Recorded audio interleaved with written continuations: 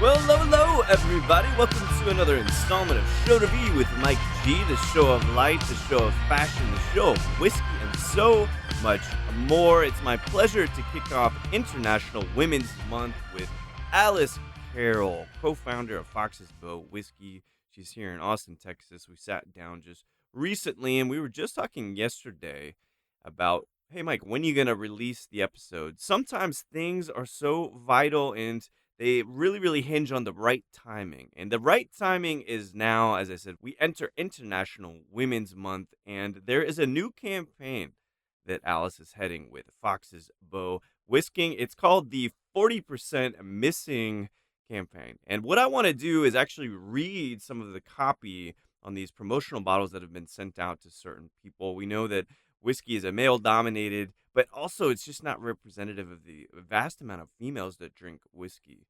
So here is a little bit of insight into 40% missing. This bottle is missing 40% of its whiskey, not by accident, but by design. It represents the way the whiskey world still treat women, like guests in a category we've helped build.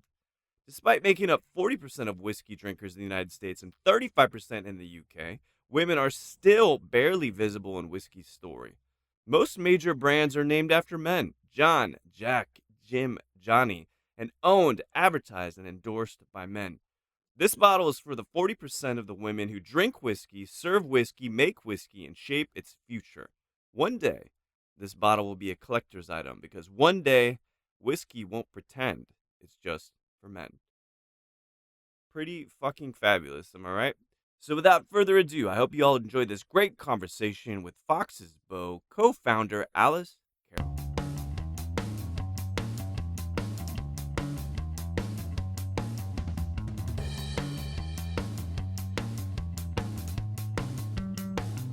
Start a conversation. I suppose, like, I really don't like being told what I like and what I don't like. Oh, I love that. Or maybe more so like being told what I should like and what I shouldn't like. I see. Really annoys me. And partially is why I got into whiskey. You know. So yeah, that's probably the thing that comes to mind straight away when you say that. No one will tell you what to do. Yeah. I hate that too. And that's like kind of what we're surrounded by, especially like with whiskey influencers. And Definitely. social media is people telling you what to do. You're at a point now, you know, you've worked in fashion, which we'll talk a little bit about that. You've worked for some of the biggest whiskey brands. Mm-hmm. And you ventured on your own today, after all these years doing this. Is there, in this latest chapter, a lesson you may have learned about yourself or something that's new that you realize, this is who I am now? God, another good question. No, you're good. You're coming in hot. Something I've learned about myself. Probably that I'm more resilient than I gave myself credit for before. Really? Yeah. Like, I think, first of all, so I listen to a lot of like business podcasts and things like that. Oh, do you? Yeah. Okay. Yeah, I'm really interested in like different people's perspectives and like To kind of form a persona for you, or no, more just like curious, you know, like Yeah. the way people think and like what journey people have had and where it's led them and things like that. Like Right. I always say, like, if I went back to college to do a master's or something like that, I'd love to do psychology. Like, I love the way I know how you feel. brains Yeah. work and people Same, think, yeah. and you know, like, I suppose in a way marketing is kind of that, because you're understanding the way someone thinks, Right, and their then motivation. yeah, Yeah. but yeah, I think so. Sorry, just on that, I listen to a lot of business podcasts and things like that, and like, generally speaking, when you listen to entrepreneurs speak, they always say, I always knew I wanted to have my own business. I always knew I wanted to be an entrepreneur, that kind of thing. So confident and so sure from early days that that's what they wanted to do. I wasn't. I never thought I'd have my own business or go out on my own or anything like that. Like, I was very content as long as I was working on brands that I enjoyed, and products I enjoyed, and I felt like I was learning something. Right. I thought I'd be like happy out staying like that forever. So I suppose if you had asked me like even 10 years ago, 5 years ago, um, would I have the confidence, I suppose, to go out on my own, and would I have the resilience to go out on my own? Because, like, you know yourself, there's so many setbacks when you're trying to do something from scratch or build something from scratch. It's just like for every, big win that you have, there's so many knockbacks, Um, so yeah, that probably is like the thing that I have like come to realize about myself is like I can handle the knockbacks a lot better than I thought I would be able to. Um, and I suppose I'm probably like more comfortable now than I was at the start with being uncomfortable, which I think is part of that I love resilience. that. Yeah. Was fear ever a thing for you? A lot of people are kind of maybe paralyzed or they're driven into inaction by the fear. Yeah. Fear of Yeah. failure maybe is what it is Yeah. ultimately, right? Yeah. No, there definitely has been fear at points. There's still fear at points, like, money not coming in, or like getting delisted or not getting a listing, or not performing where you want to perform, or where you feel you can perform, and like we're in a category dominated by multinationals, so Right. like you're always up against it, so there's always a fear there. But I think probably for me, even starting with this, the the fear of doing it became less than the fear of staying stagnant, if Yeah. that makes sense. Yeah, right. And I kind of was like getting itchy, and I was getting really frustrated, and I knew I needed a change. Mm-hmm. And actually, I think like if it wasn't for COVID, we probably wouldn't exist, because I probably wouldn't have had the time. I wouldn't have given it the time it deserved to Right. see if this could be a real thing.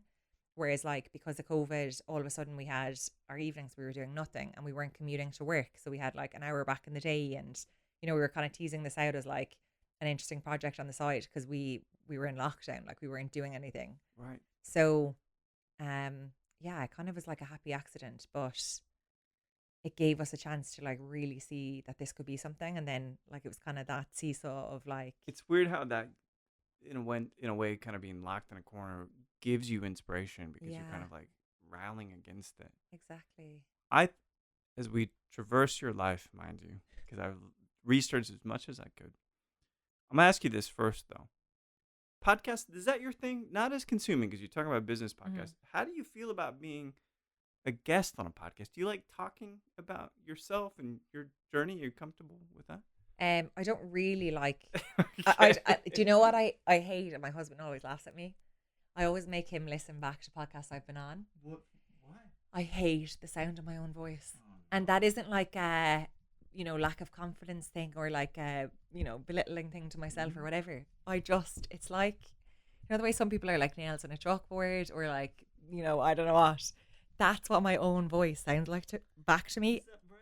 And it's so funny because at the moment, like myself and my co-founder, we have to do so much content because that's what people like. They like hearing from the founders. They like hearing the story. They like hearing from a human, I suppose, what's happening and all that kind of stuff.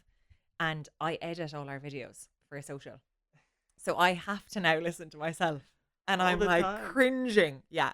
So I really like doing podcasts because I really like meeting people like yourself who are Right. very interesting, and like you have started the conversation with such thought-provoking things. So it makes for a really interesting conversation, and it's really thought-provoking. Like I'll leave here today now thinking about things that you asked or that you said or Sure. that came up, but I wouldn't say I definitely don't like listening back to them.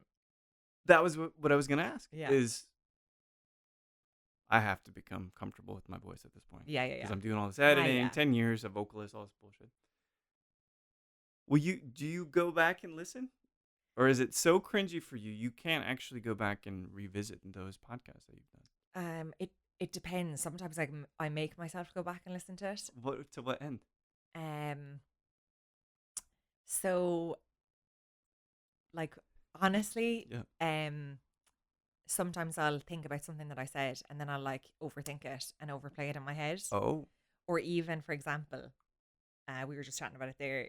The last podcast that just went live that I was on is Bartender at Large, Eric Castro's, yeah, and it was at Tails, and they had asked me to do it, and I obviously jumped at the opportunity, like sure, amazing, love Eric, love his stuff, but they had asked me like maybe a week or two beforehand, so I knew it was that day. I yeah. didn't have a time, but I knew it was that day going into it.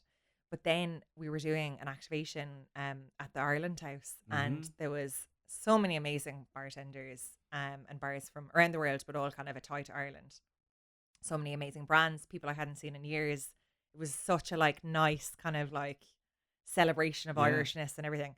And I wasn't working it. I was working it in the sense that I was representing sure. Fox's Bow, Yeah. but there was bars there kind of doing all the drinks and all the rest of it. So it was kind of mingling. It was catching up with all old friends and things like that.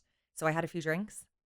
So in my head, then I wouldn't normally do that. Like I might have a drink while we're recording or whatever, but I would never go into something like a few Yeah, drinks yeah, deep. yeah. I totally forgot that it was even on. So I totally overthought that. Oh no. And like I felt when we were chatting, it was totally fine. But afterwards, it was playing on my mind nonstop. Were you So worried? I was worried that like I just would never want to come across as like not even unprofessional, but like that I wasn't taking the opportunity seriously. Do you know, that kind of way? Interesting. Yeah. How much of that comes from the work you've done with Pernod Ricard and Diageo? How much of that is because I've interviewed many of those folks, Yeah. and there's that meaty training, Yeah. which taps you on the shoulder. Like, am I saying the right thing? Am I Yeah. driving the right objectives and the right sales points home? Yeah. How much of it came from that? Is that a significant kind of influence on how you view the way that you're portrayed in the media? Yeah, maybe. I think that particular one though is more about like respecting other people's time I and see. like, I see. them giving me the opportunity to be on Yeah, the yeah. podcast and things like that. But let me tell you a mad story about media training. So prior to Fox's Bow, I worked with Pernod Ricard. Yeah. And I worked across like mainly their whiskey portfolios always, Mm-hmm, like mm-hmm. Scotch and Irish, but did a bit of tequila, did a bit of rum with Havana Club as well, Yeah. like great portfolio. But I started my journey into whiskey with Jameson, and they Uh-huh. had a graduate program when we were coming out of college, and you became a global brand ambassador, but in the sense that like you would move to Is that different when you went countries to in the Toronto? world. That is when I went to Toronto. I Okay. actually started with them in France Oh, for a year in Lyon, amazing. yeah, and then went to Toronto. But when we were training in Ireland, so there was about 30 of us that started together, and we all ended up going different parts of the world, and like it was an amazing program. But we were all like recently out of college, so we were green, like we were so fresh, you know. So they Yeah. kind of had to like you're putting a what age were we, like 21, 22-year Uh-huh. old into the market. You're giving them a credit card, you're Yeah. telling them to go and buy drinks, you're telling them to go and be in bars like all the time, all this kind of stuff. So it could go south very easily. Certainly, yeah. So they give you like a real harsh steep learning curve to begin with. And one of the things that they did, which I don't know if they still do this, which I tell this story quite often because I Yeah, just yeah, think yeah. it's so funny. So we went down to Cork. Most of the training was in Dublin, which is where Yeah. their head office is. But we went down to Cork to the distillery, and Love Cork. Cork Yeah, is it's a beautiful. savage Yeah. spot. Like it's Yeah, so it's good. There's beautiful. so many great pubs. It's just amazing. The people down there are brilliant as well. Yeah. So we were at the distillery and then trying amazing whiskies, Middleton portfolio. I see you with your spot ring over there, the Yes. spots. I'm spotted over here Yeah, tonight. yeah, the Jameson, everything. So we had like a good few kind of whiskies there. And then we went into town, we had dinner. There was kind of paired whiskies with the dinner. And then we went out afterwards, the whole gang with all kind of the Pernod crew and everything, more drinks, great cocktails, all the rest of it. So we all were like, having a great time, well on Sure. it. Early 20s, Early you know? 20s, night out with all our new friends. Yeah. Great. Nice whiskey, obviously. Nice whiskey, paid for by the company, all having a great time. Yeah. So, in Ireland, everyone chats to everyone in a pub, especially out in the smoking area. So, Mhm. you're chatting to strangers, you're telling them about the program, whatever. Anyway, fast forward to the next day, and we go into the office, and there's a few sore heads. We go into the office, and we're all sitting down, and they say, right, today we're going to do media training. And we're all like, okay, cool, sounds good. Yeah. And they're like, we have these 3 specialists that are coming in to teach you guys how to deal with media. You're going to be the face of Jameson in your respective markets. Right. You have to represent the brand, Act like it, right? act like it. Yeah. You don't want to get caught out with hard questions, whatever. So they say, we have these 3 specialists coming in to teach the session. These 3 people walk in, and I like visually and like can hear people going, oh no. Oh, I think. Okay, please. Yes. What? They had placed these I people knew it. in the pub.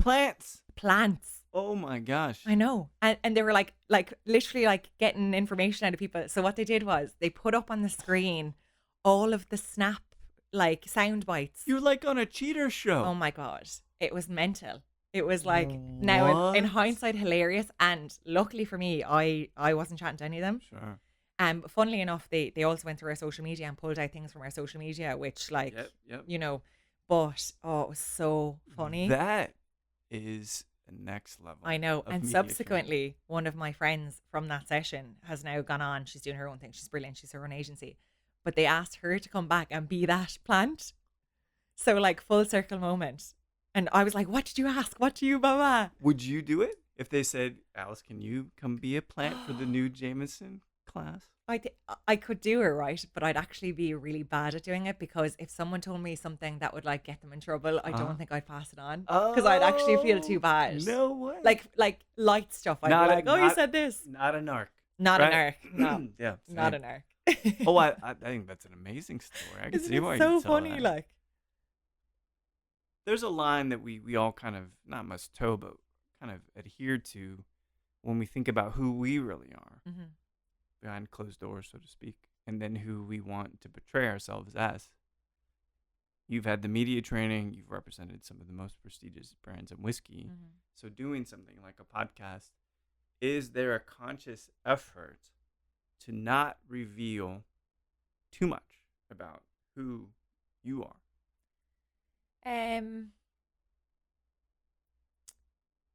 don't think so, to be honest. Like, I think what I really struggled with at the start with Fox's Bow was I kind of went from being someone who, like, yes, represented your brands, but they weren't your brands. Like, you worked for them. Yeah. But you could equally leave, or, the company could put you on a different brand, and you still have your relationships and everything like that. But, it's a little bit more transient.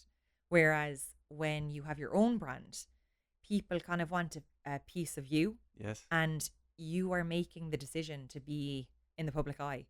And actually, I found that really like a big struggle at the start. Really? Yeah, because like I love talking about whiskey. Yeah. And like I could talk about it all day. Love talking about Ireland. Like, there's topics I'm very comfortable chatting about.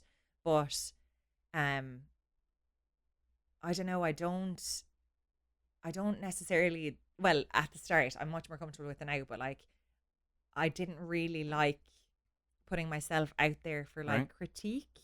Well, and even a picture of you now at this point is up for critique. Yeah, exactly. And I think I took things like quite personally as well around our brand. So like when we launched originally, so whiskey as a whole, but particularly Irish whiskey and Scotch, I would say, it's still like very traditional. Yeah. And I've heard you read some excerpts about one of those bits of tradition is very male forward, and that's not representative of the market even absolutely now. Yeah, absolutely. And when we launched, I suppose we got a lot of pushback on social, particularly on Twitter at the time. I see. And I read every single comment. What was the pushback? Like, who are these two like young ones coming into the category? Right. What even do though they you've know? been doing it for a long time. Absolutely. And pushback around us not having our own distillery. Like, a lot of these things that were conscious decisions for us, because we didn't want to, like, I was very aware that I'd worked the multinational side. So I did Pernod, I did a stint with Diageo on the agency side, but I got the like inner workings of a multinational in the drink sphere, and I was very conscious that I didn't want to take multinational money early on. That would mean that they had a larger hand in what we were creating, right? And unfortunately, to build a distillery, you need 10 million plus dollars, It's euro, almost whatever. impossible not to Yeah, accept that. exactly. So the route that we decided to go, and we were like, look, we don't know, maybe down the line we'll have a distillery, but really what we want to do is make whiskey accessible, Mm-hmm. make quality whiskey accessible. So like both from a positioning perspective, but also from a price perspective. Yeah. So we were like, what's most important for us is that we're creating a quality whiskey. Mm-hmm. And we spoke to a couple of different distilleries that do contract distilling. And I think that there's a perception, and maybe it is different in the US, but I think there's a perception that if you go down the contract distilling route, there's a catalogue that you're picking from, and then you're saying, right, we want this whiskey, we'll buy that and put it in a bottle. Mm-hmm. Mm-hmm. Whereas, and maybe in certain instances that is the case, but like anyone that we dealt with, it wasn't the case at all. We were configuring the recipe, Yeah. and then they Customizing. were creating it for us. So we went with John Teeling in Great Northern Distillery. Yeah, Teeling's great. He's amazing. Mm. He's like known as the grandfather of Irish Mhm. whiskey. He is the reason a lot of small guys like us exist, Mhm. because you know we can't afford to have our own distillery, but he, like his whole team are just whiskey wizards. Yeah, Their I love caliber is just insane. So it gives like independence a chance basically. Um so yeah, like there was a lot of pushback around us not having our own distillery. Who were these like young bucks coming in, like, you know, it was, Yeah. they hated the aesthetic of the bottle. They like, I remember, it's so funny, I feel like I have PTSD now even like thinking about the comments, but I remember Yeah. someone saying like, this is like a cheap Moxie hotel because of the pink and the black. Come And I remember being on. like, oh my gosh. And the hard thing was, the loudest people in the room were those people. Now, like whatever we are, 5 years on, 6 years on, when I look back, I'm like, yeah, they were the loudest because they're the minority Mhm. and they don't like change and they're the gatekeepers. That's right. Well, know. they perceive themselves as gatekeepers, Yeah. but their true impact on the market is Yeah, minimal. minimal, you know? yeah. But like, But those were the kinds of comments you going to Yeah. sleep at night, you're recycling in your head. yeah, That's interesting. yeah. When did you, if you did, Mhm. are you now at the point? I was watching. This all makes sense. So I was watching Billy Joel's one of my favorite artists, and I recently watched his new 2-part documentary on HBO about his life, and love him. And towards the end, he's playing a show. He does something that's kind of silent protesting on stage, and he says, "Everybody, don't take shit from no one." Right? And that is my favorite, and I love all the rest of it and love his music. But is that something you've learned now? Don't take shit from no one. Yeah. And someone said to me the other day, so we've started working with a new company, and they're kind of, you know, like different industry heads who've come together, blah, blah, blah. And one of them said, the reason that we started our own thing was because we don't want to work with assholes. And now we don't have to. That's And beautiful. I was like, that's brilliant. Like, Yeah. that's a brilliant, like, view to have on the world. Like, because why should you? Like, you got one shot at this. yeah. Why would you? Yeah. And even like, you know, maybe this is very petty of me. It is very petty of me. But there's one fella who was one of the very loud people on Twitter that were yeah. very anti us, and, you know, like literally kind of called us out on a few things Yeah. that were just ridiculous. Very like anti anything new. Sure. And he now runs something in the whiskey world. Uh-huh. And he's emailed a few times to get us involved in it. No way. And messaged us on Instagram, whatever. Fuck off. I Yeah, just- there's no way. I don't even acknowledge him. Yeah, good. And he follows up to be like, I'm just making sure you've got this email. I'm just making sure, whatever. And I've never said, you know, this is why I'm not replying. This is why we're not doing it, whatever. Yeah. I've just left it. Yeah, good. Because again, I'm like, no, you don't get to be an arsehole to us when we're beginning, which is the hardest part, Yeah. like taking the risk to like put ourselves out there and do something different. You don't get to be an asshole to us then. And now 5 years on, when like, you know, things are kind of exciting and people are excited by what we're doing, you don't get to come and No pretend way. nothing ever happened and you're a supporter. Like, no. But I love that you do nothing. Yeah. You know. Mm-hmm. You read it and you Yeah. say, this motherfucker. Right? Yeah. But you don't have to say anything. Yeah. You don't owe him anything. Yeah. You don't have to take shit from no one. Yeah. I love it. And I'm going to use that because he's one of my favorites. I'm going to keep using that quote. Love it. When you were studying at the University of Limerick, there's a Mhm. couple things I kind of picked up on in a few interviews. The piece that I can't make sense of, Mhm. although I love French film and I love Serge Gainsbourg and Air and these other Justice and Daft Punk and stuff. So double majoring in France or combo, where did that come from? Where's that French inspiration for you? Did you grow up in the culture? Were you just fascinated with it and wanted to study it more? Yeah, it was really that, to be honest. In school, or like in high school in Ireland, in the same way that kind of when someone would do a second language here, they tend to do Spanish. Mm-hmm. In Ireland, people tend to do French, and I guess it's because like a lot of Irish people would holiday in France. It's obviously so close. There's actually a huge overlap of culture between the French and the Irish. Like in Brittany, in France, there's like Celtic dancing Are and you? music. I didn't know that. It's wild, yeah. It's really interesting. So I guess maybe that's why, French is everyone's kind of second language that they learn Yeah. in school. But I loved languages. Like I speak fluent Irish as well. Gaelic. Gaelic, yeah, yeah, Amazing. Okay. yeah. Well, I'm not going to ask about their political beliefs, but did you see Kneecap? I love That's an Nika. amazing movie. Yes. And I was the first. My mom was into to Gaelic. Hmm. Never spoke it, but going back, we're Irish and all that. But hearing it spoke in such a way and Oh, it's so performance and like cool. it was amazing to hear that It's so language. That was the cool. first time I got like a proper introduction to it. Yeah. Is it so? Where do you learn that? Because it must be very few people that speak it still, right? Yeah. So everyone learns it in school, Okay, okay. but they don't teach it very well in school unless you go to like so I would call it Irish. I don't call it Gaelic, even though like Sure, yeah, yeah, just what to that's distinguish it just for how me, we call yeah. it. But everyone would learn Irish in school, but in quite a poor way. I Like see. people end up kind of like resenting Irish because they find it a bit cumbersome and stuff like that. It's Oh, not taught very well in Irish schools. But there are all Irish like elementary schools uh, and high schools where the only language that you can speak is Irish. amazing. So that's where I learned my Irish. I went to an all Irish elementary school and high school. Um I'm gonna ask this because I love. There are certain yeah. words in German. I don't speak German, but there's words I remembered because I find them especially interesting. Is there a word in Irish or Gaelic? Hopefully that's okay. That is beautiful word that represents something so simple. Um I love the word shketamini. See, I love this. What does this mean? It means like butterflies, but it's like Oh my excitement. gosh, Yeah, really? yeah. Oh, butterflies in the sense of in your stomach and stuff? Exactly. Oh, Yeah. I love this. Yeah. So it's like excitement kind of. Yeah, that's Yeah. incredible. Yeah. I've read also, thank you, the Kneecap movie was very helpful for me to understand more. And I've been to Ireland, but I didn't understand kind of the native Hmm. language and all that. There's not a lot of people that still speak it actively, is there?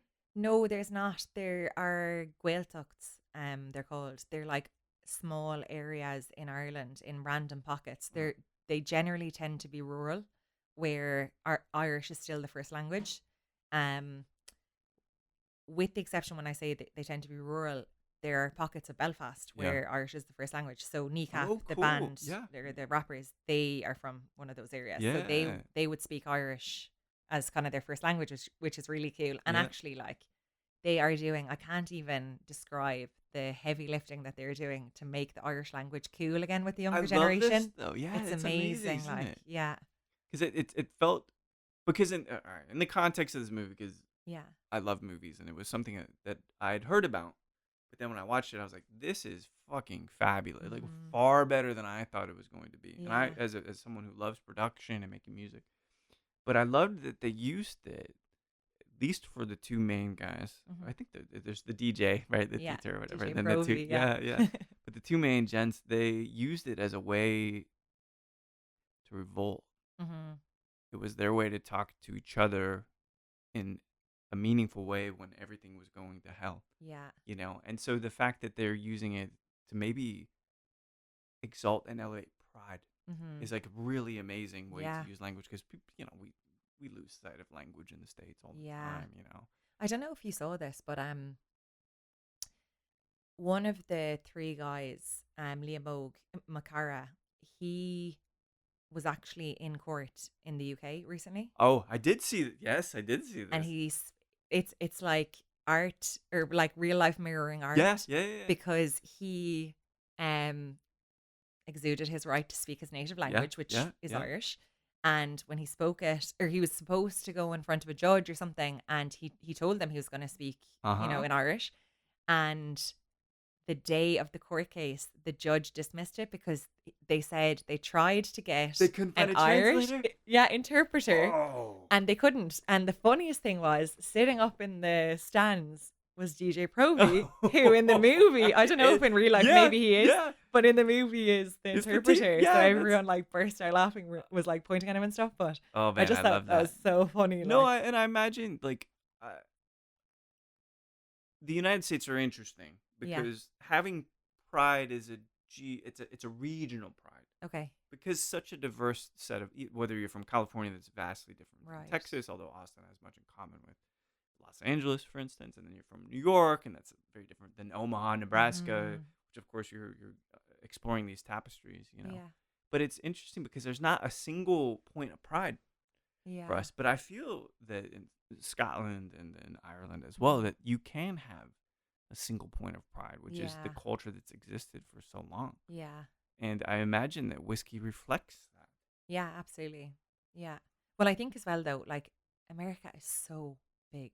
This is true. Yeah, Like Texas alone is. Yeah. Texas alone, like when we, even like from a whiskey perspective, when we were looking at kind of states to enter or whatever, like we have to treat the US as 50 different countries Great point. Yeah. because Both legally and culturally, yeah, right? Yeah. absolutely. Yeah. So maybe from that perspective, that's probably why, but you're absolutely right. When it comes to whiskey, there's such pride in like Yeah.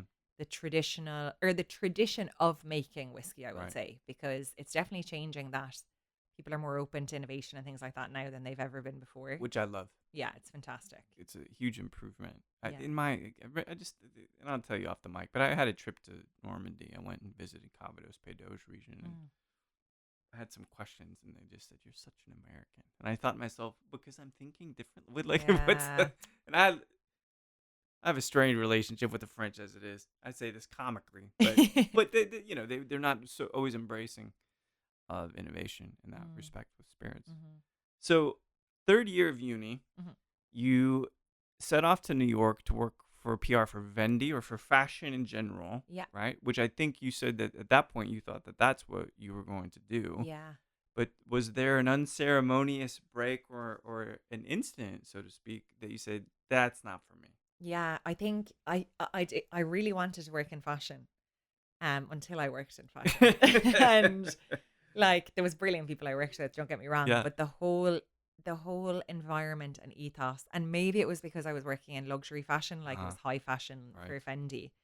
Um it was very like, have you seen the movie Devil Wears Prada? I certainly knew that's where you were going, Yeah. and yes, I have. I love So that. It's a so great that movie. that brilliant movie, but Yep. that was kind of the vibe. I see. And I remember there was one day where so we used to interact with magazines a lot. Mhm. Obviously we'd be sending over samples for different shoots and Right. trying to get coverage and things like that. And I remember there was a girl, same age as me, doing her kind of college internship, same as me.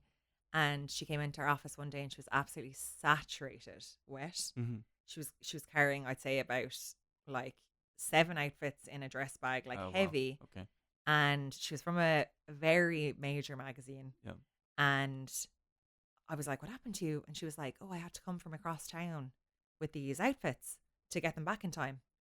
And my company wouldn't let me get a taxi." Oh my gosh. So it was all very like mad stuff where I was kind of like, and to be honest, I think I was able to feign naivety a little bit because I was Irish Yeah. and pretend that I didn't really understand Right, the yeah. hierarchy and all that kind of stuff. So Right. I'd chat to anyone in there. And I suppose probably the accent and stuff was like a bit of a novelty, so I kind of got away with it. But then there were other people who, they weren't really even allowed to interact with their direct boss and things Oh, like that. It all had to yeah. be through email and whatever. So I don't know, it wasn't the environment for me. And I really enjoyed it while I was there. Yeah. In the sense that it was an amazing experience and like exposure to, incredible people and processes and everything. But when I came back, I was like, right, that definitely isn't for me. And actually, while this was happening, like while I was doing my internship, one of the girls that I hung around with because the Irish always find each other no matter Of course. where we are. Yeah. Yeah. One of the girls I hung around with, she was a whiskey ambassador for an Irish whiskey called Kilbeggan, which had Yes, just I been know. acquired at the Yeah. time by Jim Beam. Mm-hmm. So she was like, listen, in the evenings I'd be wrecked. And she'd be like, listen, I have this event or I need to go to this bar or whatever. And at the time, I didn't drink whiskey at all. Like in my head, that was like my dad's What drink, were my you drinking? granddad's drink. Probably like gin and tonics, vodka Sure. soda, whatever it was. Yeah. Like nothing groundbreaking, Yeah. but like that's what I felt like was for me, Mm. let's say at that time. Um, and she then introduced me to the world of whiskey, and her job just seemed like the coolest job ever. So that was kind of like my like unintentional first step into whiskey. And the Right. more time I spent with her, the more she introduced me to kind of new whiskies. They also, because it was the Jim Beam portfolio, even though she represented Tons Kilbeggan, of amazing stuff. tons, yeah. Yeah. And she was just like her kind of customers that she had to look after were like these incredible whiskey bars. And she was bringing me in, introducing me to all of these new flavors and ways to drink it and all this kind of stuff. So that sparked my interest in whiskey, and also in this incredible job that, what you mean they'll pay you to go and try delicious whiskeys in these incredible bars all over the Right. world? Like, that's a job? Like, what? How did I not know about this sooner? So even though the kind of fashion element of New York and everything wasn't for me, it was Found actually another element. exactly, it was like unintentionally the door opening to Knowing that, so self-proclaimed, didn't know a lot about whiskey, or maybe you yeah did, but you weren't drinking as your yeah father's drink, right? It's passe, it's hmm old man's drink or whatnot, which is not true, of course, now. If there was another topic, like, what's your approach to new things that you need to learn? Let's say you needed to learn how to sail, yeah sail a boat, right? Do you go head first and study everything? Do you give yourself goals? Do you take time with it? How do you approach it? Because whiskey's not new to you at that point, but hmm there's bound to be a way that you like to learn. yeah Before I probably would have said I'd try and learn every single thing about it before I even like took the first step. Yeah. Now I think I'm very like immersive. Ah. So like, you know, you learn a little bit before you enter to like pique your interest and that Mhm. kind of thing, obviously. But I think the best way to learn something is to be thrown Right. into it and figure it out as you go. And I think like some of that probably comes from the language piece as well. Like I did French in school and college, but like I could write a letter to your solicitor, yeah. but I probably couldn't have a conversation with you. Whereas when I got the job with Jameson, they placed me in Lyon in France. Yeah. And like not a lot of people in Lyon speak English. It's That's the right. second biggest city in France, but it's not like Paris where like English Right. is everyone's Yeah. second language. So in my office, there was one guy who spoke English, everyone else only spoke French. So it was kind of sink or swim. It was like you either pick it up quickly Yeah. and you're able to operate, you know, in your job, Or not. like day to day, or not. Yeah. So, you know, you only really have one choice. So I feel that's probably the case now, in part because of that. Also because of Fox's Bow. Like, you know, if we didn't have the luxury of figuring everything out before we launched, Yeah. we didn't have the money or the time to do that. So we launched, and then, well, we kind of did a mini launch. We did an e-commerce exclusive to begin with so that we could kind of test a few things. Mm. Then we used that test to pitch to retailers so that we'd be in brick and mortar. Mm. Then we used that test to pitch to retailers in the US. Like, it's all been kind of phased. Yeah. And But that's smart, though. it is smart, but I'd love to say it was strategic. It wasn't. It was purely circumstantial. Like, Well, we can, on the record, we could say it was Yeah. pure. It was the 3-year strategy. Yeah. Everything was measured. You knew which deliverables and milestones you were trying to achieve. absolutely. We can That's say right. that. That's what I'm hearing. We Alice. can I say. don't know about, I mean, about yeah, you. we can say that. Otherwise, well, entrepreneurialism is always a puzzle. Yeah, it is. As No, you're it trying to is. figure people out and yourself out. Yeah. When did you know was the right time to leave big business, big whiskey companies, Mhm. and do something for yourself? I actually get asked this question all the time from people who are like thinking about doing Right. something. Yeah, because they want to know, like, am I doing it right? Yeah. Like, are my feelings valid? Yeah. Yeah. Yeah, absolutely. And I wish I had a better answer, because I don't think there is like, and I don't think there is a moment where you're like, I okay, think you're now's right. the time. Like, like- now's the time. Yeah. I think you can be smart about it. So I think like a big thing is when you go out on your own in any business, not just in alcohol, Mm. your work becomes your life and your life becomes your work. Mm-hmm. And that is just an inevitability. So I suppose rather than there being a moment where you're like, now's the time, Right. I think it's more about being smart and covering yourself, recognizing that that might happen. Tell me more about that. Covering yourself. What do you mean? So what I mean is like have a financial buffer. Oh, I see. I'm not saying you need to be rich. I did not have a lot in the bank when I went out on my own, Yeah. but I knew that, like, for example, we were back in Ireland when I started Fox's Bow, and we made the decision, myself and my husband, to invest in starting Fox's Bow when like a lot of my friends might have been buying their first houses or, Yeah. you know, saving for weddings or So whatever. instead of going the straight and narrow path, Yeah. which I certainly understand that, Yeah. you're like, I'm investing in myself. Yeah. Right. Yeah, exactly. But I was also able to do that because we did have some savings that originally were going to go toward a house. So, you know, we were making that decision to make that move. Yeah. But I also, very luckily, we were able to live in my grand's house Oh, great. because it was empty Yeah. for about a year. So that took off the financial pressure of paying rent. Now, like when I say my grand's house, it's like what you picture in your head. It was like a grand's house in Ireland. Yeah, Like yeah. it was cold during the winter and it was hot during the summer. But we were so lucky to have it. So that Yeah. took financial pressure off me. So I was able to take that step. And I think really, like, that's the only proper advice that I'd give to anyone. If you're thinking about doing something and you really believe in it, you will regret not doing it. And there's never a perfect time, Yeah. but you just need to protect yourself and Ah. make sure you have like some type of a fallback or a cushion or something. It doesn't need to be massive, but it just needs to be there that if this doesn't work out for a while or it doesn't work out or whatever, Mhm. you're not absolutely like screwed where you're trying to claw yourself back out I of a love hole. the first because I've owned a distillery 12 years now, 13 years, quite a long Amazing. time. It's aged me profoundly. I remember one of the first meaningful conversations I had with someone who had started a brand now and surprisingly working with people in France making an absinthe. And he told me this, and this is in the same neighborhood of what you're saying.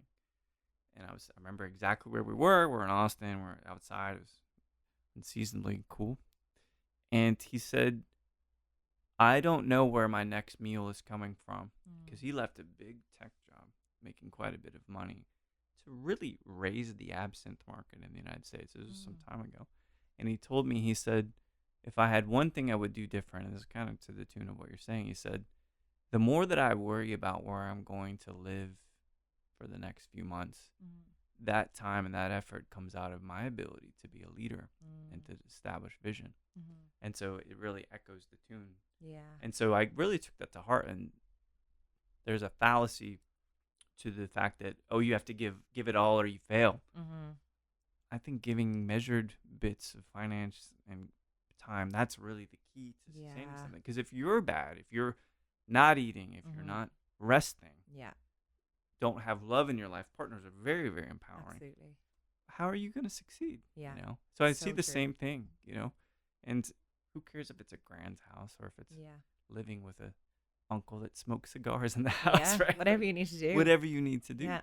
And so the original concept, because it was launched, Fox's Bow was originally launched in 2021, right? Yeah. But how long were you ideating that before you had a brand, a Yeah. bottle, and all of that? Yeah, so there's kind of two sides to that part of the story. So, Tony, my co-founder, he and I grew up across the road from each other in Limerick, and he was working for Google out in Silicon Valley. I see. Okay. He is a financial accountant by trade, so he was kind of looking after. He was working in their moonshot factory, so like all of the mad shit that Google does, like the driverless cars and the service robots and all that kind of stuff. Yeah. He was working with that. But he was a whiskey drinker himself, and he had friends over from Ireland, and he brought them to the Lark Bar in San Francisco, which like amazingly well stocked whiskey bar. And they were like, you know, having cheap beers, chasing them with nice whiskey, whatever. And looking up the shelves, he just felt that even though like there's so many options from a flavor profile perspective, they all kind of looked the same. So it was like I see. traditional, okay. From an aesthetic perspective. Yeah. And like that's how people shop. If you've never tried something before, That's at a least great what point. catches your eye is the packaging. And the way that they were positioned and everything, it was all about like heritage and like, tradition Right. and all this kind of Older thing. things. Older Older things. virtues. Yeah, Yeah. Like you're talking about your old man. exactly. Right. Yeah. Exactly. Um, so he felt that it didn't reflect him as like, a younger whiskey drinker. Sophisticated tech drinker. Oh, Yeah. I see this unfolding. This is a nice Yeah. narrative. Yeah. And also when he looked specifically at the Irish kind of category, Mm-hmm. he felt it didn't represent him as like someone or it didn't represent, I suppose, modern contemporary Ireland that we are from, that Yeah. we would Yeah. Yeah. identify with. And like there's so many interesting things coming out of Ireland. Like we just talked about Kneecap. Yeah. There's, Yeah. Fontaine's GC. There's Oh, incredible, Fontaines. Yeah. Yeah. Yeah. incredible musicians. There's incredible actors nominated for like Oscars every And Barry year. Keegan, man. Yeah, Yeah. like Yeah. Cillian Murphy. We're Oh, like, Paul Mescal. We're punching above our weight That's right, globally yeah. from a creative perspective. Mm. But yet, when it comes to whiskey, it's still like all these old tropes of like the rolling hills and the castles and the sheep and whatever, which Yeah. is Ireland, but it's only a part of Ireland.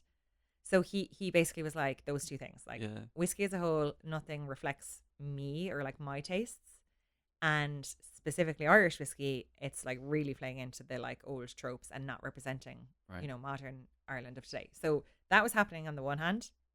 Simultaneously, I had been working with Pernod, amazing portfolio of brands, but I was kind of getting frustrated because I felt like we were spending stupid amounts of money every year as multinationals do on consumer research, and we were hearing straight from younger whiskey drinkers or younger drinkers that could be potentially whiskey drinkers. Yeah. We were hearing from them that what motivated them what wasn't the same as what motivated like our dads or our granddads when it came to whiskey. Yeah. And in actual fact, a lot of the stuff that kind of probably motivated our dads and granddads to buy whiskey was actually intimidating for that younger drinker coming in Yeah. or off-putting for them. So like an example of an off-putting piece would be the whole exclusivity around whiskey, Sure. Yeah. Yeah. Whereas they really want to be given a seat at the table and they want to kind of feel like brands are Inclusivity listening and to yeah, them, that's right. creating something for them, all the rest of it. And even though we were hearing this like straight from consumers, because they were such massive global established brands, they're Move so slow. so slow. Yeah. And also they were really afraid to like rock the boat and alienate existing drinkers. So they didn't really do anything with this information. And I just felt like it was such a missed opportunity that there was like this massive underserved consumer that we were hearing from, but we weren't listening to. Yeah. So I had already made the decision to leave Pernod, even though like I still have huge respect for Pernod and they've You're one of the only guests that talks about their previous employer with such gratitude. yeah, This is I after really hundreds of interviews. So, really yeah, you're one of the few. okay.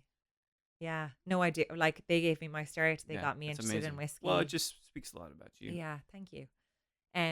But yeah, so I had already kind of decided to step away from Pernod, and then I got the call. So I'd like handed in my notice and everything, and then I got the call from Tony, who like we were neighbors. We grew up across the road from each other, but Yeah. when we were children, like like he is 6 years older than me, so it was probably like I was probably like 14 the last time that we like lived across the road from each other, maybe younger even. Yeah. And we'd see each other like in our local pub at Christmas when he'd be home with his family, I'd be home Yeah, with my yeah. family. But other than that, like it wasn't like we chatted all the time or kept in touch or whatever. But he knew I was working in whiskey. So he reached out and was like, look, I have this observation and I have this idea. What do you think? And I was like, the timing was just so weirdly serendipitous. Like Yeah. I still to this day, I'm like, I don't know if it was something cosmic or something. I but believe like, that was absolutely in play. yeah. And so, looking, because I've got these amazing two bottles. One's a Specs Uh, Caribbean Specs- cask release, I yeah, think you said. yeah. And the other is the flagship. Yeah. So I love art and I love aesthetic. Yeah. Whether I demonstrate that and how I dress is a whole other question. But what did you want aesthetically to be different about an experience or the impression this bottle as a brand gives somebody? Yeah. So, I think like having worked in whiskey for a while before I started my own whiskey and having kind of been in that innovation process so frequently, I knew that generally speaking, what we would do is we'd look at the category and we'd think about what we could create that was differentiated from what existed in the category Right. already. Like Yeah. that tends to be the way that companies Yeah. approach Points of innovation. differentiation. Yeah. I didn't want to do that because I thought that if we took that approach, we would be confined by the category and like the gaps in the category and the nuances of the category. So instead, we, from an aesthetic perspective, started with who we wanted this whiskey to be for.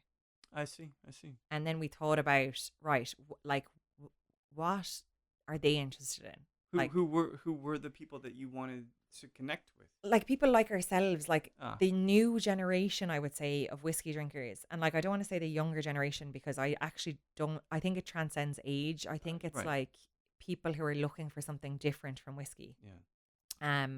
So that's who we refer. So we kind of started with them instead, and we were like, right, what are they into? Like, what are they consuming from a media perspective, or like, you know, who are they following online, or what other brands are they buying and why? Yeah.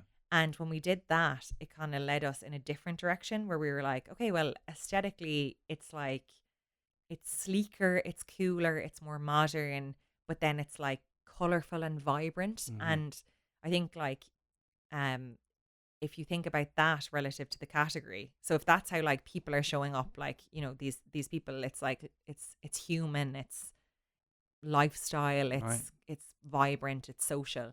And then we look at how whiskey shows up and it's so like dark and dreary and, you know, all lot of about guys with products beards. and guys with beards That's and right, by yeah. a fireplace and Yeah. you know like they're so jarring that we were like, okay, well, let's create something that's similar to the people we want to drink it I as see. opposed to the category. Your background in fashion, I would think, would mean that you've got an eye for aesthetic.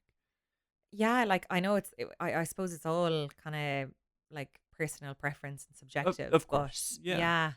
But the colorfulness and the high tones Mm-hmm. of, well, one, the font is incredible and Thank long and you. elongated. Yeah.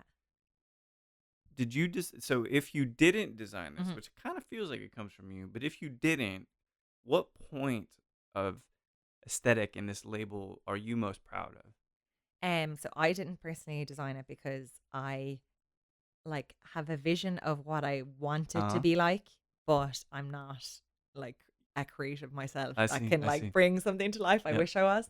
So we worked with a team in Ireland, in an Amazing. agency called Together We Create. Like they were brilliant. They got what we were trying to Yeah, I do. Do you love know what I this. mean? Yeah. Um, What? How about this? Which yeah. point of aesthetic on the label were you most insistent about?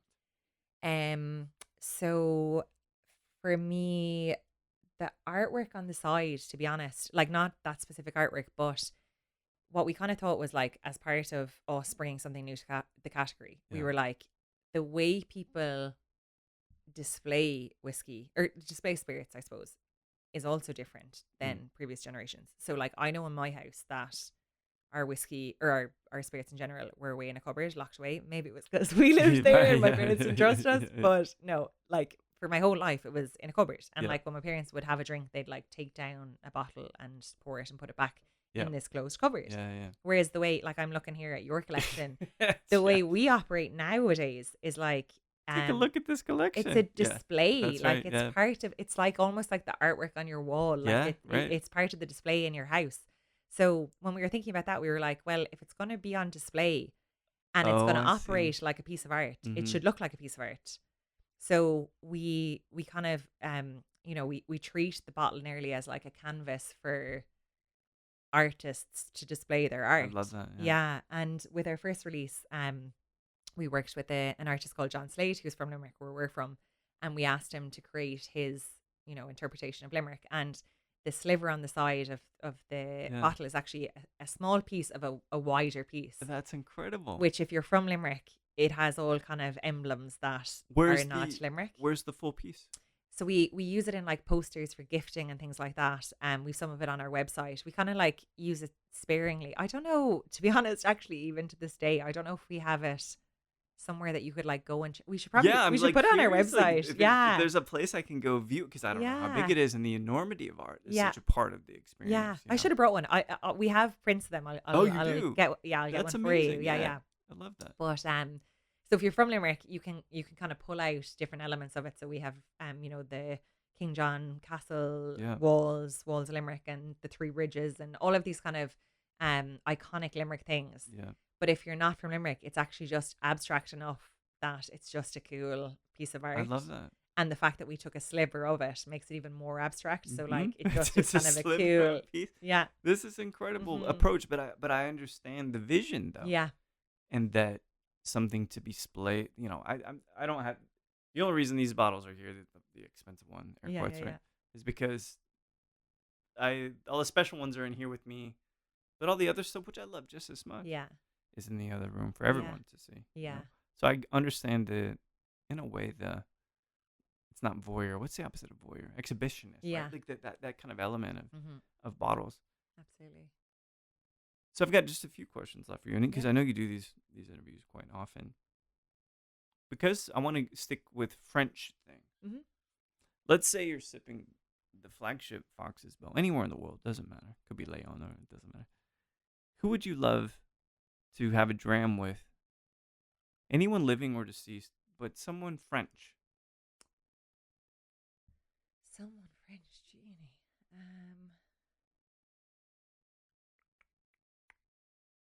Probably Thierry Henry, Tell me more. because I don't follow soccer at all, right? Yeah. But That's nothing. okay if you're from Ireland. Don't. Is that all right to do that in Ireland? Actually, like a lot of people in Ireland would follow soccer. They would have like premiership Like teams yeah, they right. follow and stuff like that. But nothing united the country of Ireland as much as when Thierry Henry handballed the ball Uh-huh. in a match against Ireland, and I don't even know what it was in now, like a qualifier for the World Cup or Sure, something. yeah. And I just remember, I don't even think I saw the match, but I remember the fury of like the whole of Ireland because they got away with it. Oh no. Yeah.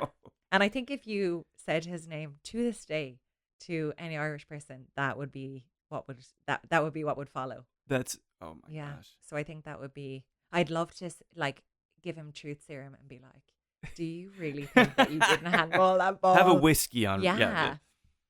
That's a So, brilliant yeah, answer. that's probably who I would. I love that. Not what I would have expected at all.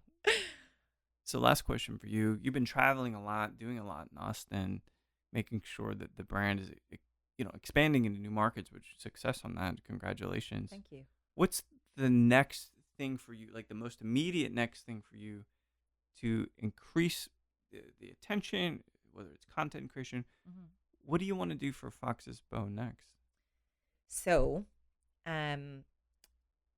as I said, we're in a multinational dominated Yeah. category. It's really hard to compete on price or anything like that. And for us, we're really lucky that when people try Fox's Bow, they really like it and they buy it. So like when we do tastings, our trial to conversion, like trial to sale ratio is really high that's brilliant. relative to a lot of spirits, which is great.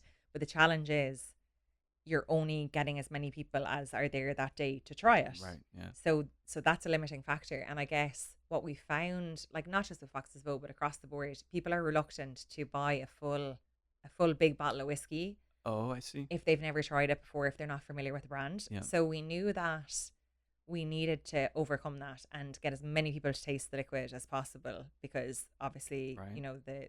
they try it, they like it, they buy it. So the obvious thing to us was to create a smaller format. You're gonna do 200 mil or 375? So actually, we're doing 100 ml, What? and it's in a whiskey pouch. No. Yeah. So we were like very inspired by hip flasks. Yeah. Yeah. Because we were kind of thinking like, again, new generation of whiskey drinker coming up. Even like the way that we're drinking it is different than previous generations, but also where we're drinking it or where we want to drink it is different. Right. So like, floating the river in Austin Yeah. becomes a thing, or like by the pool or whatever. Like it's not by an old fireplace after a game of golf anymore, like when you're cold to Yeah. warm up. It's like anywhere you want it to be now. So when we were thinking about that, we were like, okay, well, the common kind of factor with all of that that doesn't exist at the moment is like a format for all of the places that whiskey belongs, but that glass doesn't belong. Oh my gosh. And a small enough format that you can put in your pocket, same as a hip flask back Yeah, in the day, yeah, but yeah. not as clunky or hard or like that you to refill or whatever.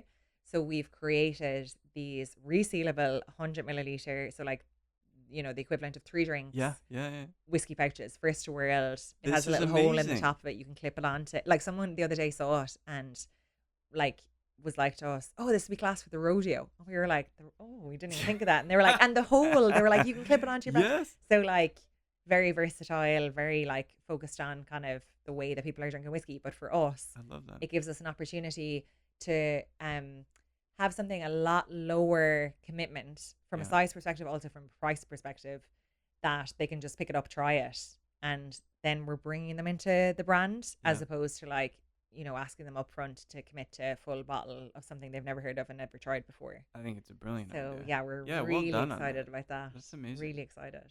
I'm glad because this has been months in the not the pouch, which was, it could have also been months in the making. But we've been talking for some time to try to make this happen, and I'm really grateful that you come back from Dallas, especially that take the time out to chat with me. Oh no, thank you so much for having me and being so accommodating. I know it was hard to Oh no, get the it's worth time. it to me, and Eric and I think I've got more shows. I don't know. It's not a competition. I've had Eric on the show and I've run into him and stuff. But we're doing different things, Yeah. like stylistically. But I really appreciate you taking the time out, and I can't wait to try the So whiskey, which I'll much. do very soon. So Yeah, I can't wait to hear what you think. I'm sure it'll be fabulous. Thank you. Godspeed. Cheers. Thanks a million. So there we have it. Alice Carroll, co-founder of Fox's Bow Irish Whiskey. Delicious whiskey. She left a Specs barrel pick as well, 48% ABV. Also incredibly rich. I'm really into this whiskey. I think it's really delicious. And, the higher the proof with some of this stuff, because Irish whiskey typically at 40%, all good. Sometimes I just want a little more flavor. But all of that aside, as we enter March and International Women's Month, International Women's History Month, Alice and her team, they've launched the 40% Missing campaign for Fox's Bow Whiskey, which I cited and read at the beginning of the show. But if you see any post about it, read the label, get involved, try to understand what's really going on in this industry. Not to say that you don't, but 40% missing. I mean, this is a profound thing and such an underrepresented voice in whiskey. Women are here. Women drink whiskey. It is no longer, even if I love Don Draper, it is no longer a Don Draper reality for whiskey. And for those of you who know who I'm talking about, you know what I'm talking about.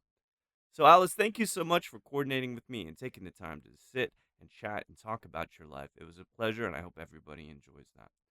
And thanks, everybody, for listening to Show to V. No matter how many episodes and seasons of Tournament of Champions you're going to watch on the Food Network, or if you're thinking shrinking is sad and happy all at the same time, I'm not sure how to feel at the end of those shows, please keep listening.